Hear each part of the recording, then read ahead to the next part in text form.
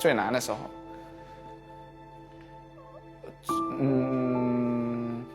我觉得最难的时候有点多。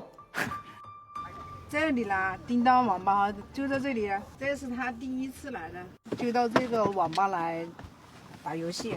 自己读完初中的时候，后面我爸妈问过我想不想读高中嘛，然后那个时候其实我当时就已经决定，就是说我不想读高中，然后我就说我可能就读个一年吧，或者2年，然后我就要去打职业。他爸爸上了大学，他自己上个初中，上个职业学校就他想不了吧？在学校读书的时候，他不让我们给钱的。我问他，我说你怎么不要钱啊？一个星期至少100块、200块生活费都是要吧？他不用，后来才知道的，自己赚钱了，换电脑、换椅子、换单车、换这换那。赵家豪在职业技术学校读了3年之后，决定走职业电竞路。走到老师办公室里，老师跟他说了好久，我也说了好久，他就是昂首挺胸的看着站在学校那个阳台上5楼，就是好像觉得我就选择这条路一定会成功一样，时刻准备着踏上 LPL， 成为一流的职业选手。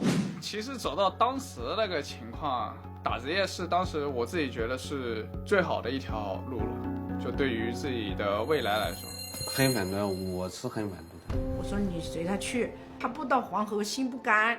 他如果没有落破了灰，就是没有走出什么成绩了，还别人不要他了，他自然而然的想要回家啊。我就这样跟他说啊，我就跟儿子说啊，我说你去，你爸答应了，其实他根本就没答应。开车就送他去，3个人在车上，没说一句话。这么小一个人出去，真的不放心。我跟你讲，那个时候一点都不放心。我看小地图那是绿点，我以为是河蟹，你知道吗？根本没看。然后后续他说了一句，他说我可以打断，你听到了吗？没有，你又没听到。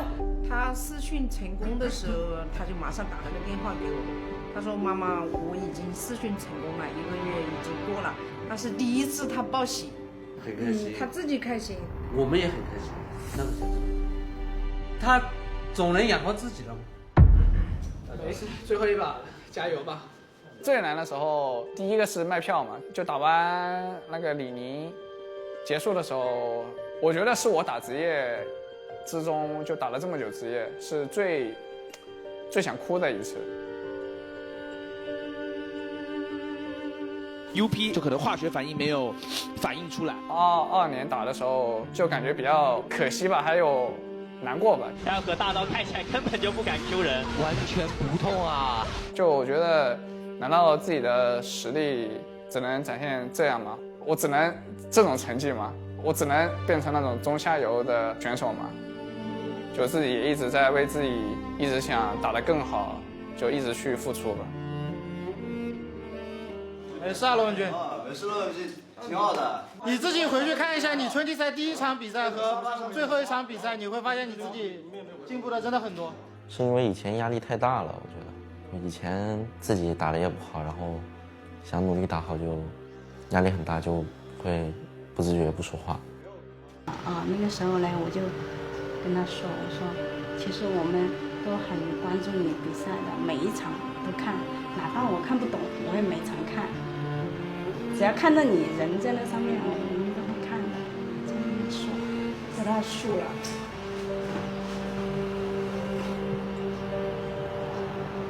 有时候输了比赛，我们看到也难受做父母是吧？也想自己小孩。对。有时候看到他心情不好啊，这些，其实我们很难受，有时候。真的做父母有些时候心里面是时刻担心着，就又怕他让他分身给他压力，是不是？今天你要哭了吗？今天吗？今天怎么可能哭啊？站在台上的时候在哭。直接说我渴完这个冠军好久好久。哎呀，你这个您。复活胖一胖 ，I can fly， 我在飞，这样子。我就这样，那今天看你表演了呀？看你表演了呀，easy 啊，简简又单单。自己也变了，就变得比较喜欢说话，就熟了呀，跟大家都熟了。抱一下，打100给你降温，要身体接触一下。挺爽的，就打击的时候也要享受职业嘛，也要开心的觉得。被队友传上了，感觉他们太冲刺了，我得跟上。无敌2班，不好意思，无敌。和以前比，肯定今年是比较放松的，感觉以前绷太紧了，能换个环境比较自信吧，就没那么有负担了，就自己放纵的去玩。决赛你觉得这几个位置中最容易打出对位差距的是哪个位置？所有路都跟我们有位置差距的，但是我觉得明天对位差距最大肯定还是上路。明天的决赛，我觉得我们会是3比0或者3比1拿下。就是在心理上会去给对手造成一些打击吧，然后再让我们自己团队更加自信一点。确实履历太白了嘛，但是我想说，今年我的履历应该会，就是刻上你的名字在我的背景板上。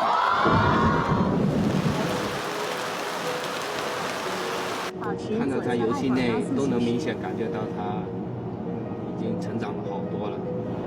我们在电视机看的都很激动了，不要说现在这一次去现场，那更加激动。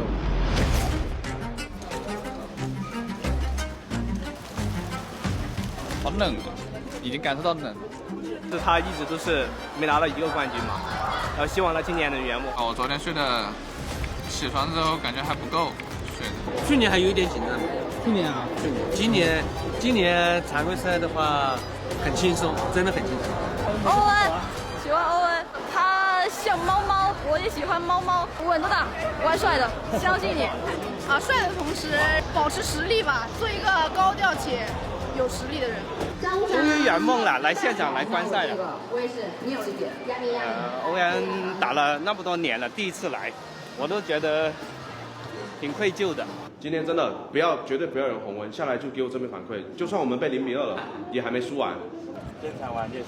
是的，别没有抽象就行了。其实我觉得我也会害怕吧，我也是一个有时候会比较焦虑吧，也会感受到压力，也会睡不好觉。我就是一个会紧张的人吧，我一般在这种大台前我都是会紧张的，但是可能我会调整自己吧。自信一点啊，兄弟们！自信一点，刷一点，兄弟们！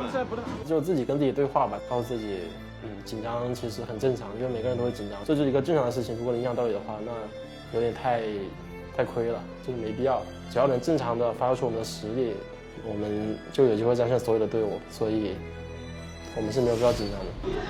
加油！精神一点啊，精神一点，抬头挺胸，保持微笑。 1、2、3的时候比个动作，然后再上。你有动作？我太简单了呀！我这。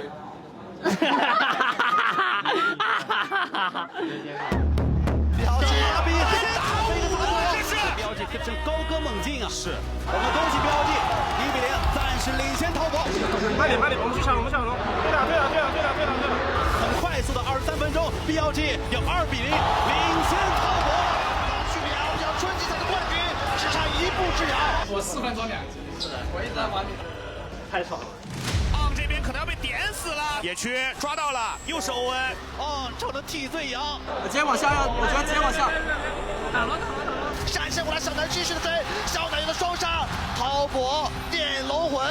应该没多了。我了，重修我。因为送的人很多。没事，下吧。我觉得他在我心里真的是改变的特别多的一个人。没操作好，没事，小问题。他输比赛之后，他并不会垂头丧气，而是充满斗志的去迎接下一场。我跟他玩路线一样单位，就人是会变的吧，变得没那么容易失控了。我们不要忘记，我们刚才前面把他们打得多崩，好吧？我们就是中期的运营稍微有点失误，小失误没关系的，好吧？绝对包虐他们的 ，OK。怎么说？一级学 W 打卡面有画面吗？有没有画面？我们2个往最上面站，我们蓝色方。如果他直接移到我们那个场，然后你直接交闪，他踹进场。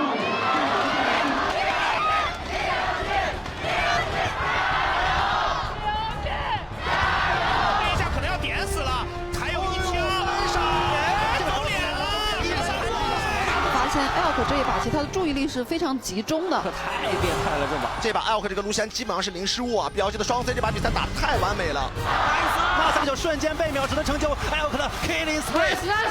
我们要恭喜 BLG 在2024 LPL 春季总决赛斩获队史首冠。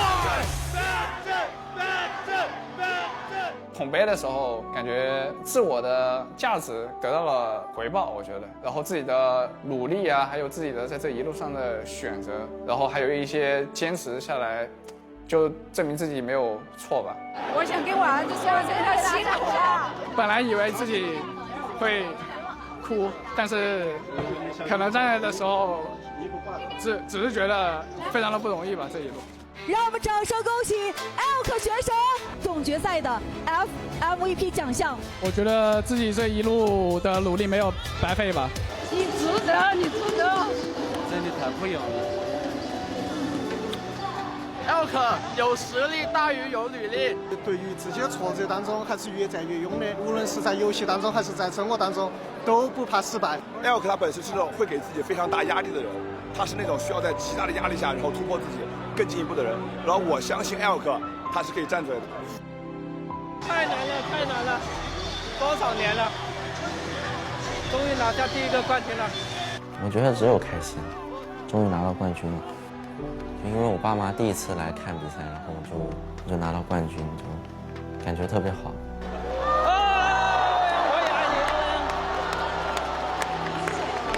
要不我背你，你再拍一张吧，你拿那个奖杯，不错。许愿双子，这没给他，很重，别摔了，小心呀，挡住人了。帮我签个名，自己儿子还行。要签，我全对的，我全对的粉丝，可以玩。欧文的签名。回去一定要表演，好难得啊！这个玩跟我画谁呀？斌哥，我一直是你粉丝。帅呀！团队的签名太帅了。LPL 赛区战队已经连续3年夺得季中冠军赛冠军，去年更是会师决赛，但今年打到现在 ，LPL 赛区只剩 BLG 一支战队。哎呀，这么稳赢的局完输了。不是先打辅助到底怎么赢？我想知道。就是开不了 AD 啊，所以。哎，那就算了，那就打不了。就算是真发生这种情况，第一时间没打起来，我应该后续也不会说再打了，后续杀不了对面 AD。上火不忙。透口气。1、2年以来吧 ，BLG 打外战啊，就基本上没输过的。像斌哥这种选手，我觉得他每次打外战，他发挥的一个状态跟实力啊，可能比他在国内联赛打的还要好。是，这也就是我们为什么相信 BLG 的一个原因吧。哇，这个下路好像有点玩不了了呀，这波真的越的有点太着急了。没事，还有机会的。Genji 在先失一局的情况下扳回一城，我们恭喜 Genji 1比1平。绝对不要去想的是我们换的不好什么，我们换的就是比对面好。对，你们只要记得这件事情就好了。BLG下路这个完全炸穿了，是怎么办？然后再加上就是我们其实状态也不是特别好，就没有做好太多的准备去应对他们。这种我们理解上巨好打的阵容，然后被这样子虐了，其实已经超出我们的认知了来说，所以也有可能是我们的出发点是错的呀。我们一定要把下路选好一点，因为今天的下路其实选的是很不好的。很好呀，玩的不好。斌哥已经尽力了，最后只剩下阿斌，也要目送着 Genji 推平自己的主基地。我们要恭喜 LCK 的1号种子 Genji 先失一局的情况下连扳3局。有点失望吧，对自己感到失望，然后也觉得挺难受的。就是其实我觉得今天你们打的是有点着急了，在2-3把的时候，我其实很少会看到你们的游戏内容会这么差的，就是几个比较大的失误，其实你们以前是不会这样子去犯的，但我不确定是什么原因导致你们今天会犯下这种比较严重的失误，你们这个东西是一定要稍微反思一下。我在输完的可能前15分钟吧，是有很重的挫败感的，好，但是我必须说，这个15分钟过后，我脑海里只想着下次要怎么把他们干死，因为我觉得我们实力不比他们差，只是我们今天一定有做不好的地方。我们下次遇到他们，我们就是全胜姿态去打他们，可以吧？好吧？没有输了就感觉。对，因为我其实我知道你们今天也没有很气馁，这个东西我也觉得很好。但是我希望大家跟我的想法一样，下次我们见到他就是用我们最好的状态、最好的姿态去狠狠把他们干死。我们要充满了动力，而不是打下一把比赛的时候充满压力，好不好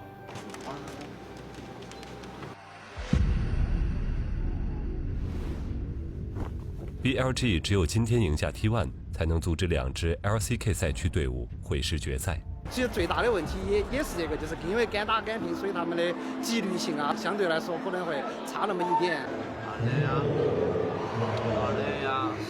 挺难的，说实话挺难的，感觉队员们的压力挺大的。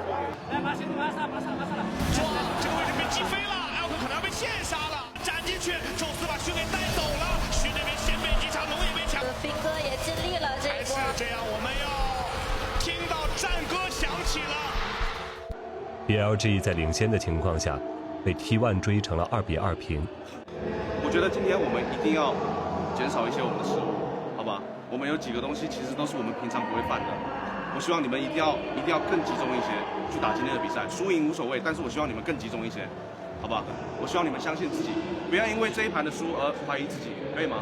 然后我觉得今天让冰丸那种输出型的英雄也效果很好的。当时也是很犹豫，到底是选卡牌还是选青钢影。然后有人说选卡牌，有人说选青钢影，但是我感觉卡牌的话上把已经输了，然后这把可能要玩下青钢影吧，因为那天那个 BO5好像一把青钢影都没玩，然后我一直觉得我青钢影非常强，我如果不拿出来试一把，我就觉得很可惜。加油！加油！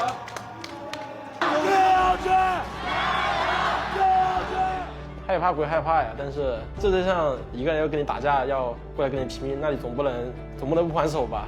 他都觉得我玩不了长手上单。那我如果真玩不了，那不就等于我不还手吗？这边来赢来了，陈志斌来了，参加老师中了奥德，一闪一，再做大，二段精准力量的飞个人远投，剩下一个奥德也走掉，踢过来，大张跟过去了，破百王这个位置再被杨继飞，又是阿斌神兵天降。就是那种很紧张的时刻吧，我会去选择相信自己，特别是那种大赛，然后输人可能就会回家那种情况下，我觉得这个时候是最重要的时刻，所以也是我需要站出来的时候。青钢影踹进去164，沿途抬了一下，但是青钢影还没挑背。nice！ 青钢影8杠0完成超神，我们恭喜 BLG！ 今天的青钢影帮助 BLG 稳住局面，拿到了最后一张通往决赛的门票。兵哥牛，阿斌牛，阿斌king。那把完就感觉自己心里所想到的事情全部做到了吧，就觉得都是自己应得的。辛苦了，辛苦了。不管遇到什么困难，就靠着自己的能力一点点把优势扳过来，我觉得这个最厉害。喜欢他们这股冲劲儿，实在我们在人生当中也要有这个冲劲，就是面对人生的每一个挑战。以前我的性格很内向嘛，但是看到陈德斌的一些那些采访之后，我的性格也稍微好一些。看你玩青钢影是一种享受。T1肯定帅，因为至少就不是韩国队内战了吧，就至少觉得他是有一支 LPL 队伍。哦，完之后啊，停了一下，再来一次，我放下来点，举，假装举一下，哦。乱了！现在明显BLG已经陷入了比较急躁的窘境啊。39分钟的鏖战，坚劲2比0，暂时领先。打个第4把吧，打个第4把吧，不能被3比0了。真得干他们，太专了。哎，无所谓了，我们都已经到这了，其实真的无所谓了。就当前2把没发生过，就当重新开始。我们只是很生气嘛，就更想赢了。我们第2把是很大比分输了，所以我们都比较生气吧。那个时候就很想连赢3把去把他们赢下。我们就选一些我们玩得很擅长的，我们野和豹女去扎他们，我们千决去射他们，只是我们去分配阵容。你不用管英雄了，我们想玩什么玩什么就行了，不要想着烈不烈了。英雄没关系，他们都玩那样的，我们不是英雄的问题了，现在。放轻松打，放轻松打就好了。不管多难，也有机会赢，所以说不要放弃。这把BLG的下野配合，两边打得非常漂亮。赖汉斯赖人家战死 ，K 也倒地了。BLG 在下半区啊再次大获全胜。哇，40分钟的鏖战，跌宕起伏的剧情，这盘真的不容易啊！2比1，BLG还是有希望的。拼场吗？勾了一个大树，徐这边 Q 一下是。关键时刻朴立勋顶住了，抢到了关键大龙，中路能推线，中路能推线。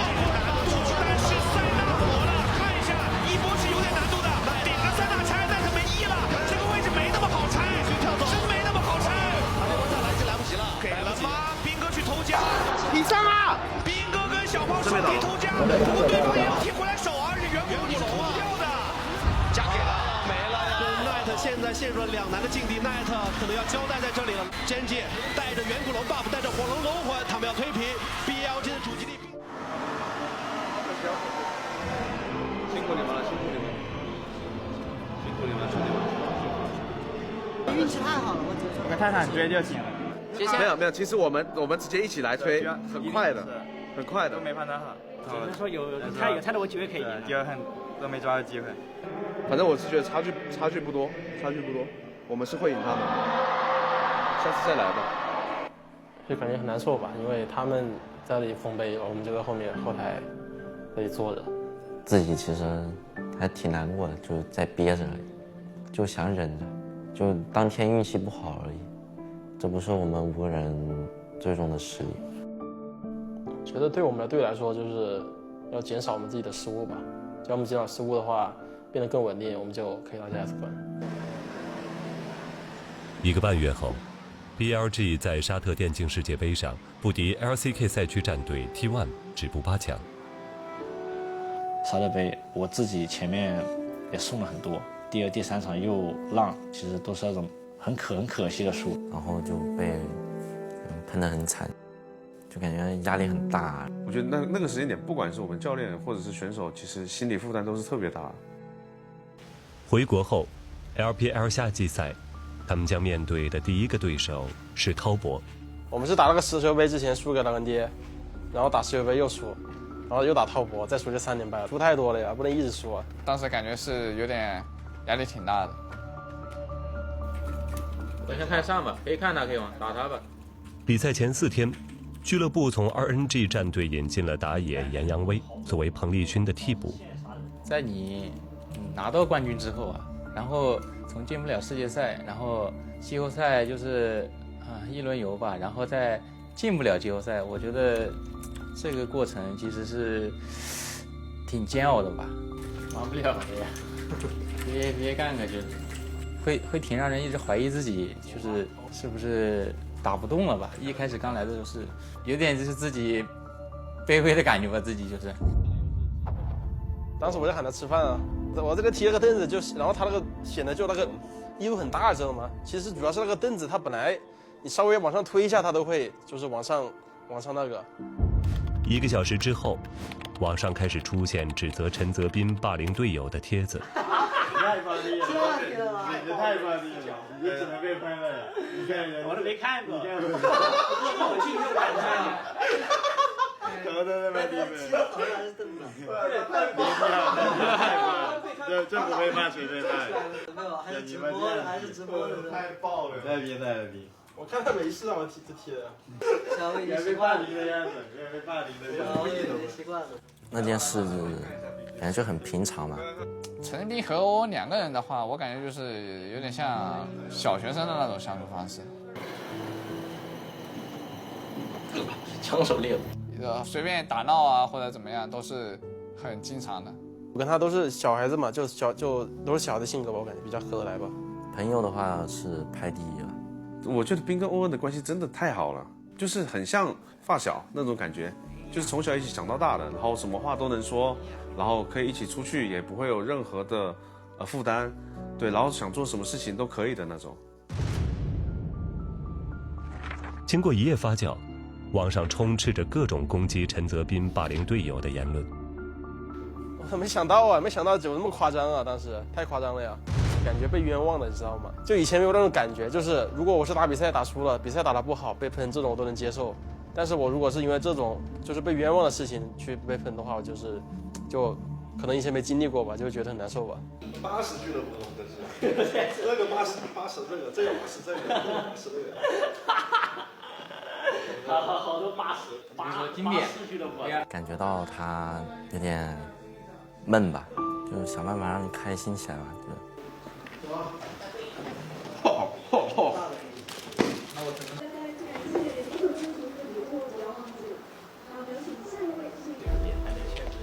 当时还在记仇，我当时是感觉就因为他直播没跟我说，然后我就搞他2下，然后就被网友看到了，然后就被喷了。当时还有点生他的气。就发现逗他一下没什么用，就感觉他应该明天就能调整好，就没怎么去跟他解释了。那天就只能说有点太不开心了，然后没控制好自己的情绪。音要狠狠的干。你怎么不说话了，经理？没事。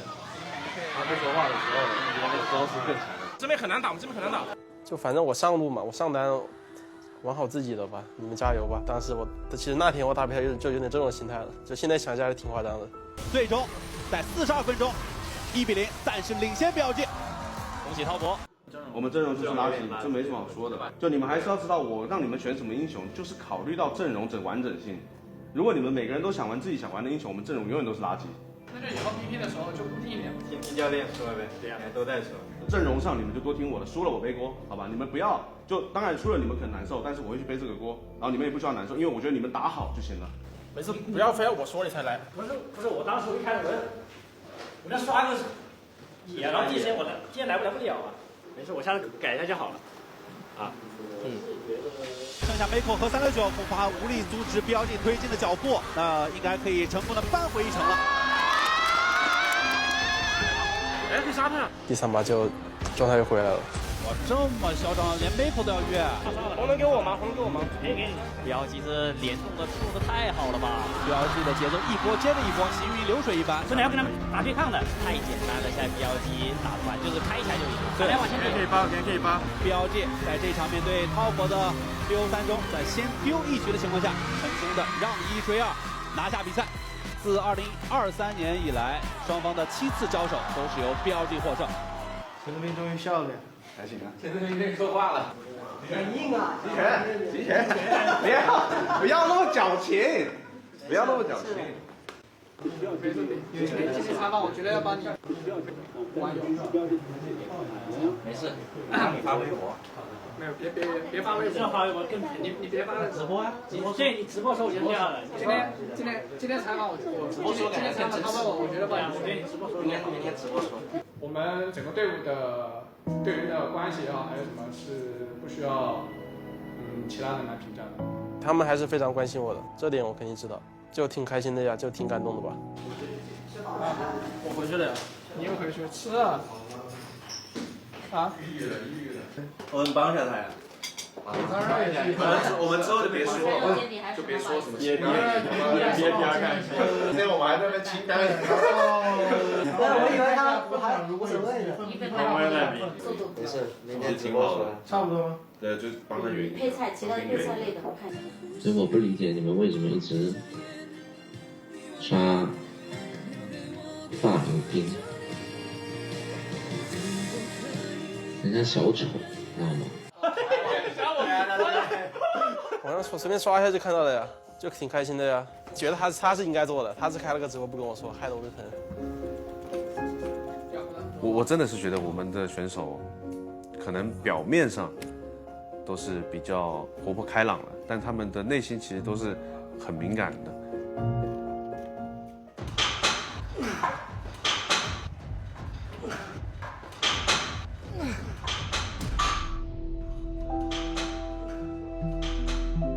勋背负的东西其实很多，他的内心可能并不像表面一样就是这么的乐观，他可能乐观更多的是在帮助队伍付出嘛。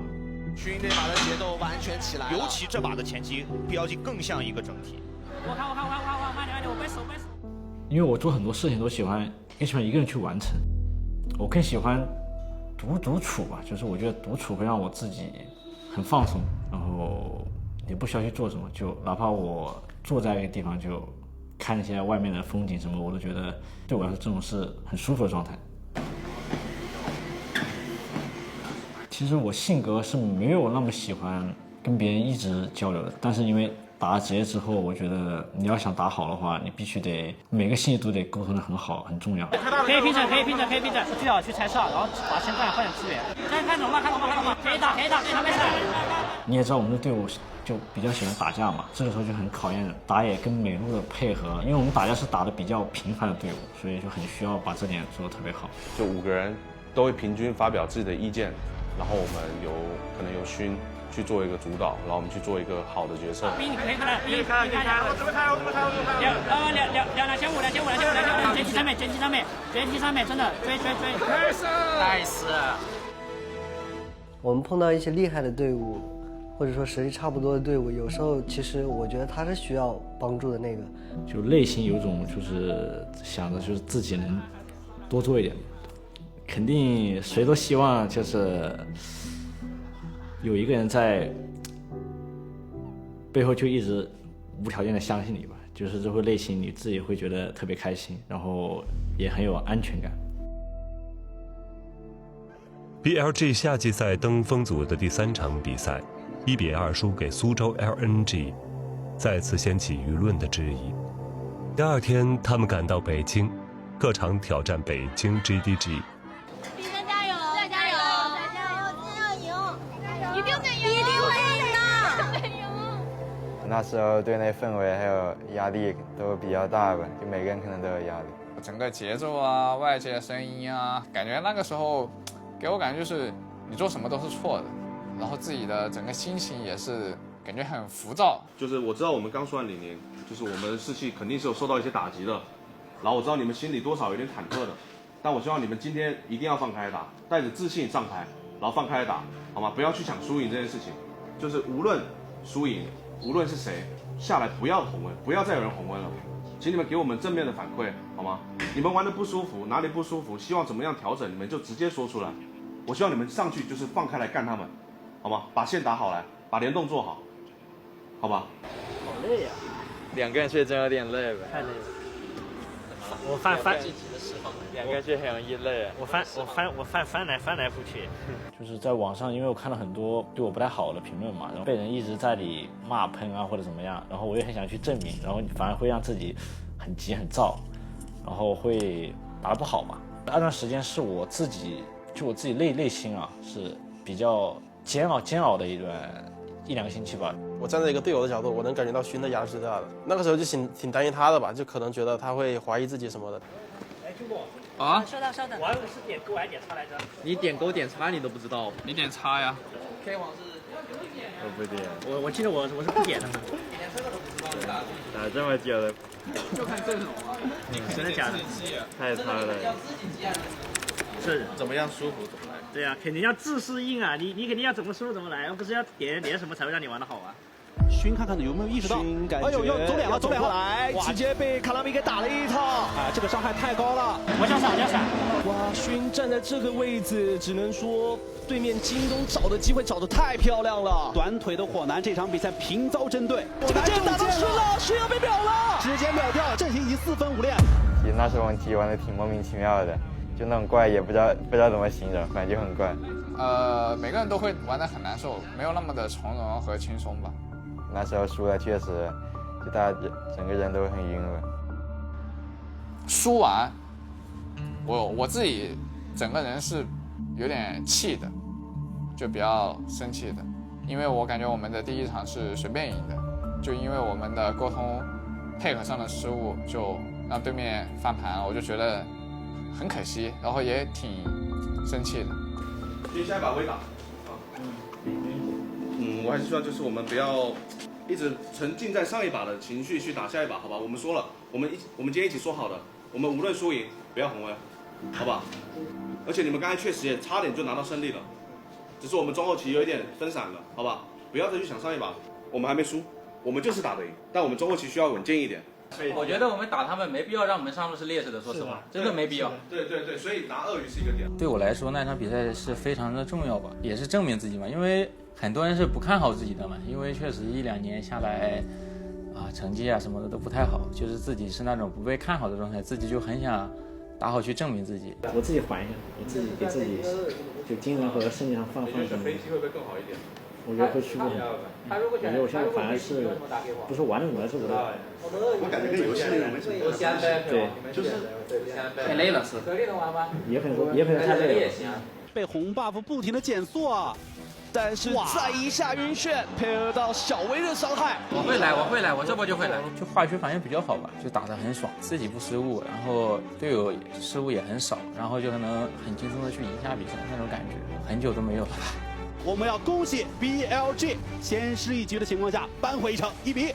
被牙膏给拿下，但是牙膏自己也活不了，被回去要自己给打死。大兵回头拍拍了，对方2个人，一个人跟这波打到双杀，且艾迪安的鳄鱼也到大兵手中。一波嘞，哎，5个人就一波了。我赢了呀！因为大家是个团队嘛，然后肯定都很想去赢这个比赛，就哪怕我可能被换下去了，我自己啊，就我也不会去抱有任何的不好的想法或者是嫉妒啊什么的。我自己也是个比较坦然的人，就直接发生什么就接受什么就好。我们恭喜 BLG 让1决2，先失一局的情况下，最终笑到最后。太好了，辛苦了勋，辛苦了。第一把确实我们有点练，让你其实是有点难玩的，主要是我们没有训练，知道吗？很痛苦。对，没办法恢复，我感觉。而且我们后面就是这种3天半的训练，刚输完下一把马上接着打，有点太难了。你说隔一天打就算了，例如说 NSI 那种就算了，这种有点太容易了。松了一口气，松了一大口气。赢下京东之后吧，我觉得就对我来说可能就是新的挑战，因为我觉得自己一定要打得好吧，因为打得不好的话，就可能还是就是会变成替补。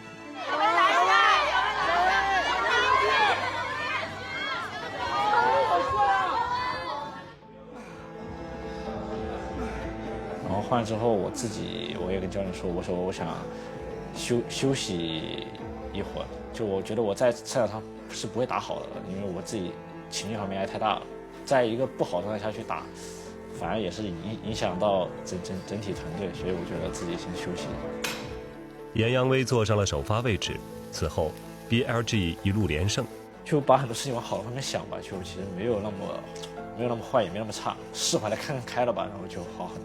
我只需要调整好我自己的状态，等待属于我的机会就好了。太恐怖了，他太恐怖了，太夸张了。BLG 要率先一步踏入英雄联盟夏季总决赛，并且锁定 S14的门票了。我们恭喜 BLG。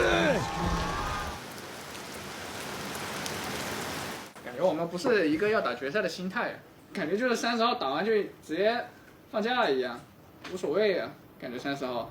其实从我的观点来讲，我就觉得死的有点太简单了。就是我们比赛的情况，例如说我们没闪，我们好不好打，我们哪一波团要不要打，但我们训练赛不是，我们训练赛就是每一波出来都打。你们有什么不舒服的地方吗？例如说拳脚让你们很难受，或者谁的操作让你们很恶心，要不今天说一说吧，我们后天要打决赛了。感觉都玩得很燥啊。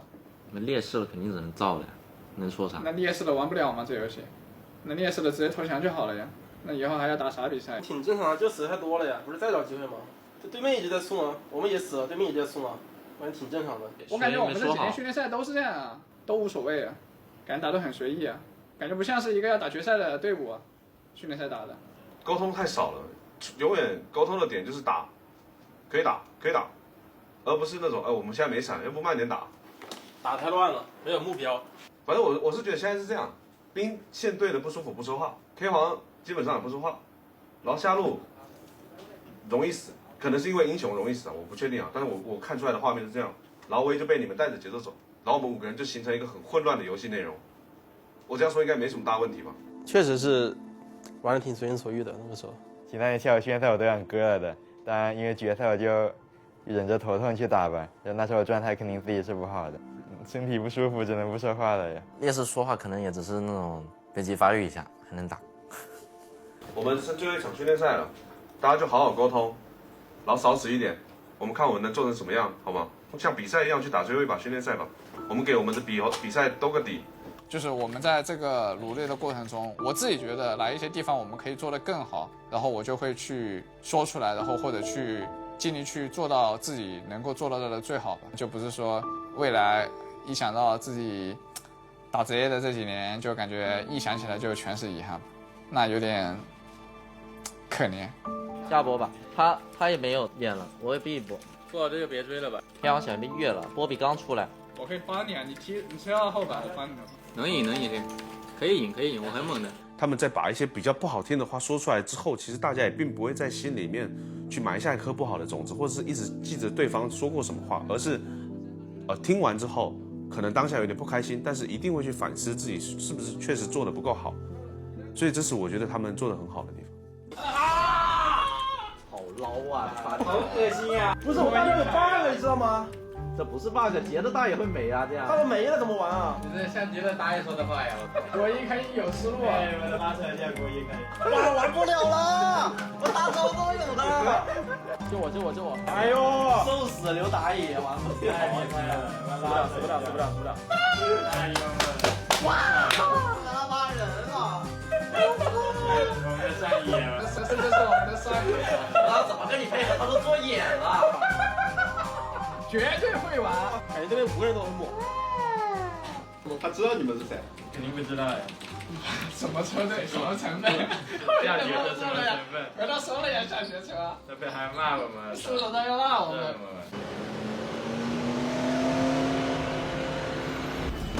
请对准验票机。我比较喜欢年轻、比较热血的队伍。我觉得年轻吧，有冲劲儿吧。我觉得就是那种勇卫的精神，就是特别值得我们学习。我首先就很喜欢斌哥这个性格，不服输嘛，然后也不会轻言放弃。高3的时候也是受到斌哥的这种拼劲吧，然后给我的一些学习上面的一些鼓励吧。我是23年高考的嘛，所以我是在21、22年的时候一直看斌哥的比赛，我就觉得感觉跟斌哥能一起努力吧。喜欢欧文，因为而且他操作也很帅，人又很帅，然后也很敢操作，所以就很喜欢他。想说我喜欢的人也很勇敢，我也勇敢一下，就是遇到什么事情就试一试，主要是敢尝试吧。谁拿路抢到了？宋克拿下一波 triple kill， 打灭了微博，要一波了，突然死亡，戛然而止。打完第一场比赛下来，其实就基本上确定今天应该基本上就是碾压了。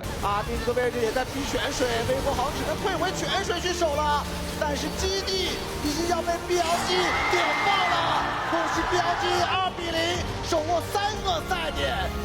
而且我觉得今天的总决赛2比0都不是最夸张的，最夸张的是2把游戏好像50分钟。可能跟我想象的不一样吧，就是比我想象的要简单很多吧。这次决赛，就其实我想象的决赛是有一定难度的，但是并没有发现。要误杀了！闪现 A 球，苏道做门，再有赵家豪决赛的误杀，旧日已辞，梦竹精灵赵家豪拿下了3比0，而且这一把是翻盘成功。40分钟的鏖战，欧亨利式的结尾。BLG 是最后的赢家，3比0战胜了 WBG， 收获了春夏双冠。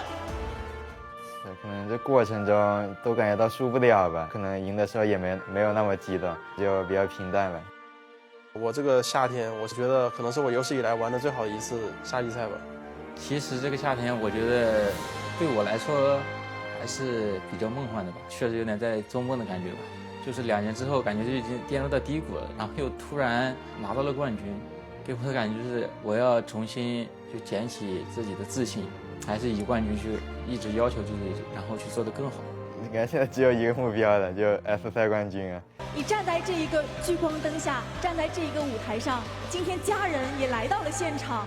此时此刻，要不要对你的家人们说一些话呢？我觉得家里人来看自己的比赛，给自己非常大的动力吧，因为这也是对于自己打职业的一种认可吧。看到我站在有这么多观众的地方打比赛，他们也非常骄傲，然后我也